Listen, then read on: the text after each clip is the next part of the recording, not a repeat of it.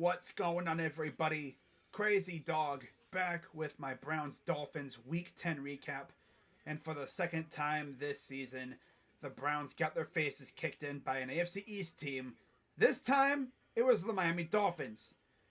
As the Browns lose 39-17 and they fall to 3-6 on the season. And the Browns still have not won a game on a Sunday since week 1. That is sad, but unfortunately true. Now you look at how the Browns did. I will say this: the offense didn't look hopeless, like they actually had a pulse. Jacoby Brissett had a pretty good game, 22 of 35, 212 yards, 1 touchdown, got sacked 3 times. That's one thing about this game. We got absolutely abused in the trenches on both sides. On the offensive side, they were getting pressure on Jacoby a lot. And on the defensive side, we really couldn't touch Tua. Not to mention, running lanes were open for days. Jeff Wilson Jr., Raheem Mostert ran all over us. Jeff Wilson Jr., I think this is his second game as a 49er. 17 carries, 119 yards, and a touchdown. Raheem Mostert, former Brown, mind you, 8 carries, 65 yards, and a touchdown. Like, it's crazy, man. I mean, you look at what we did against the Bengals, and then you look at this, it's like, what happened? Well, I know what happened. Zach Taylor's a freaking dingus who barely ran the ball. They only ran the ball with Mixon 8 times against us. 10 times total. So, of course, Miami comes out here and straight up exposes our rushing defense. 33 carries, 195 yards on the ground in total. And then through the air, Tua, 25 of 32, 285 yards, 3 touchdowns. Another day at the office for Tua. It was miserable on both sides for the Browns. And it's like, I knew, and I think we all knew, if we had to get into a firefight with these guys, there was no way we were going to be able to keep up. Not to mention, we didn't take advantage of all the opportunities that we had to score touchdowns or get points. The moment we missed that second drive after we scored the touchdown, I was like, that's it. And there's not really much else you could say. You know, the Dolphins got one heck of a squad. They actually got a coach who knows what he's doing. Flores was doing the whole flip-flop thing with the quarterback position between Tua and Jacoby. Fitzpatrick or whatever. But, yeah, I mean, Tua has showed out this year. And that's what happens when you get him an elite receiver like Tyreek Hill, who, by the way, didn't even really have that big of a game today. 5 receptions, 44 yards, and a touchdown.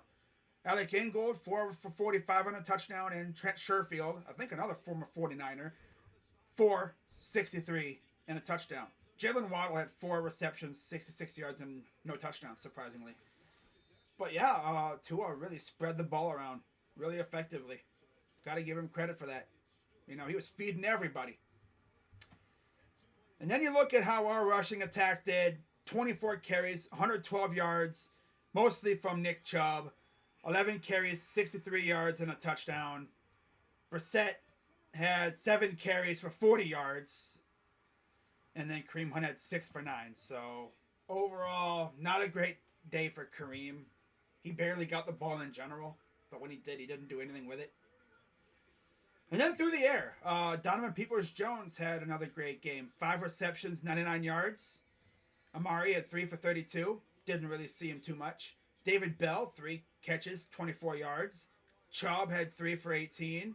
Bryant had the only touchdown through the air, 3 for 15 and a touchdown. He caught every ball that was thrown his way, which is pretty nice, considering we didn't have David Njoku. Pharaoh Brown, 2 for 13. Kareem Hunt, 1 for 10. Schwartz had a catch. Awesome stuff. 1 for 3 yards. Michael Woods had 1 target, didn't catch it. The ball was thrown like way over his head. And then Dearness had 1 reception for -2 yards. And then, of course, Nick Chubb fumbled. And once that fumble happened, that was essentially game at that point. On the defensive side, we had 1 total sack. It was split between 2 guys, Deion Jones again and Greg Newsome. I think that's Deion's second or third sack with the team combined. I think he has 2, but or something like that. He has a couple sacks. He's been getting to the quarterback, which is nice. But we just could not touch Tua. Meanwhile, on the flip side, they were always in our backfield. 3 sacks, half a sack for Jalen Phillips, half a sack for Bradley Chubb, and then a sack for Christian Wilkins, and a sack for Melvin Ingram. They also had 7 passes defended, 14 QB hits, 3 tackles for loss. My God, like I said, our trenches were getting owned on both sides. You can't really do much when you can't open up running lanes or anything. I'm beginning to think that changes are going to be made. People are going to say Kevin Stefanski needs to be fired. No, I'm not really there yet. Not really there yet. If this continues into next year, we might see some changes like that. But if I had to make any changes right now, I would definitely say they need to show Joe Woods the door. It's around that time where you can do that. Because at that point, the playoffs aren't going to happen. I mean, at this rate, the final, couple games with Deshaun are just going to be essentially showcasing what we're going to be seeing next year. We got to, if they still want to make the playoffs, they better get on their high horses because, my God, it's going to take a miracle to do that. Is this team worse than the Freddie Kitchens Browns team? It's up there. Coaching wise, overall head coach, obviously Kevin's way better. But in terms of assistant and position coaches, I mean, damn, on the same level with that Freddie Kitchens team. This is repulsive, Especially because we're coming off an impressive showing against the Bungles. You had 2 weeks to prepare for these guys, and this is what you put out there. Your freaking trenches got absolutely destroyed by the Dolphins. Come on. Are we serious?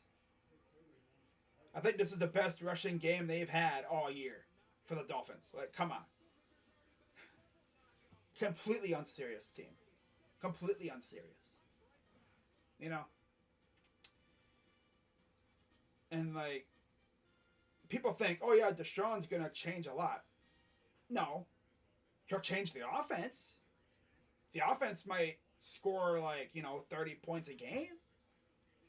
But with the way our defense is playing, we're gonna score 30 a game, but we're gonna give up 31 a game or more. Because we can't stop nobody. We got a whole lot of people making a whole lot of money, doing a whole lot of nothing. At this point, I think the guys are just there to get their paycheck. That's what it seems like. A whole lot of lackadaisical play from the guys. Some guys are actually looking like they want to play. But majority of the guys just look like they just don't care right now. We can't have that. Maybe it's because of Joe Woods. They're sandbagging because they want him fired or something. I don't know what the deal is. But if Andrew Berry and company actually thinks that this season is not dead, they need to do something like get rid of Joe Woods. Oh, but what's that going to do? Well, it might fire the guys up. Show that we ain't going to take this garbage no more. That's for sure. I don't know who the heck we'd make our DC in the meantime. Because right now the position coaches ain't doing any better. This is ridiculous. I don't even know what to say. And now we got to face Buffalo, who's currently in overtime against the Vikings. This is arguably one of the games of the year in my book. And, Josh Allen's probably going to throw for 500 yards on this damn defense. I can only imagine what Singletary and company are going to do. My God, play like this, we're going to get 50 balled. Oh, man. This is going to be a rough week. I can already tell you. Man. On the bright side, the Cavs are looking all right, and the Guardians should be making some moves here soon. So I'll talk about all that stuff if anything happens, with the Guardians. I'm sure they're going to make a trade or two. They kind of have to, considering they have to protect some guys from the Rule 5 draft. I actually saw that, I guess, they're looking for a catcher and maybe a bat. So we'll see what they do there. But I'm going to get back to watching this Bills-Vikings game. And I hope you guys have a great rest of your night. And I'll see you guys for my next stream on Wednesday against the Bucks. Of course, I'll be doing my preview for the Bills game on Tuesday as well as my pick stream. But when it comes to a game stream, it'll be Wednesday against the Bucks. So I hope to see you then. And hopefully my internet behaves by then. That'd be nice. But that's going to wrap it up. I'm Crazy Dog. Another week, another L. Honestly, it doesn't even affect me anymore. I don't even care anymore. I got the Cavs to watch, and the Guardians are going to be making some moves, I'm sure. But thank God I got the Cavs. That's all I'm going to say right now. Thank God for the Cavaliers. I never thought I'd say that. You compare the organizations of Cleveland, the Guardians, the Cavs, and the Browns. The Guardians and the Cavs are very serious organizations that care about winning, and they know that if they got a window, they will do whatever it takes to try to win at least one championship. I mean, look at Dan Gilbert. The dude was constantly giving charity checks to the league, paying over the luxury tax to keep LeBron, keep him over here with a good team. Just sucks because, poor guy's, having health issues, so I don't know how involved he'll be with the team in the future. But I will say this, organization-wise, the Cavs are amazing. The Guardians are just being held back by meddlesome ownership who doesn't want to spend.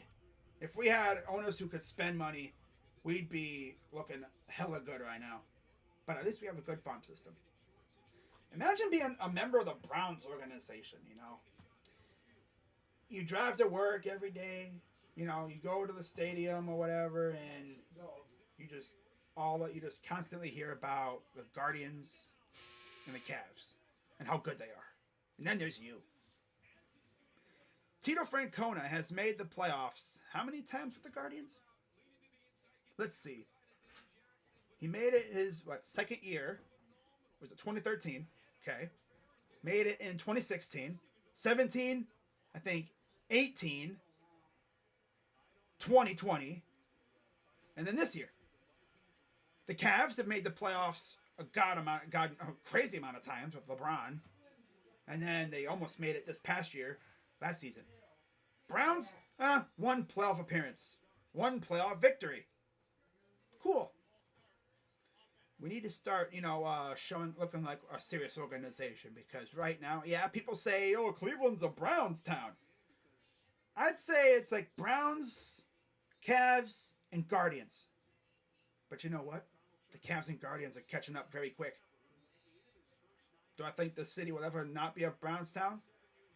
No, but if this keeps up, people are going to start rooting heavily more for the Cavs and the Guardians than the Browns. Like in terms of the totem pole right now, for me, it's Browns, Cavs, and Guardians.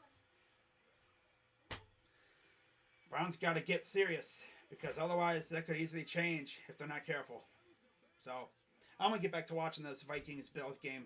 Have a good rest of your night, everybody. This is ridiculous. 3-6. Playoffs aren't going to happen. The way it's looking, the last 6 games with Deshaun are just going to be a preview of next year. And I hope and pray to God that the Browns front office goes all out trying to make this team better with him. Like they give him all the weapons in the world. Go out there and be super aggressive on the trade market to get us good receivers to go with Amari. Or even in the trade, in the draft and free agency, mainly. Oh, that's tough. But that's going to wrap it up. Ooh, another flag. Damn. All right. I'll see you guys Wednesday. All right? If not, I'll see you guys Tuesday for my preview and my pick stream. But yeah, in terms of game streams, I'll be back on Wednesday for Cavs Bucks. Until then, I'm Crazy Dog. Go Browns. And I'm out. Bye-bye.